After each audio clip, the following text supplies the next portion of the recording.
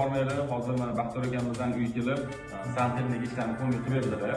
Yana bitta narsa aytib Instagram orqali yaxshi klient topolman deyaptilar. Bu shaxsiy brend rivojlangani juda ham zo'r. Siz nima xizmatlar qo'yasiz aka?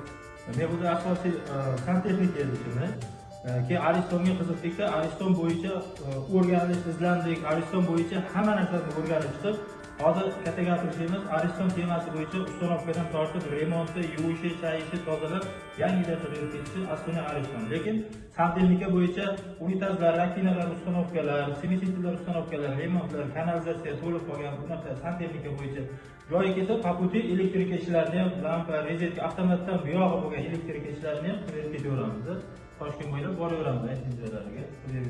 Okey, do'stlar, men sizga profil va nomerlarni qo'yib qo'yaman. Bitta aloqaga chiqinglar, o'zlari borib, uyda sirasi ishlarni bitirib beradilar. Men o'zimda hozir tepani ham, pastni ham chiroyli qilib berdilar. Cho'tki ishlayapti, suvlarga muzlab qo'yapti, simayapti. Aloqaga chiqing.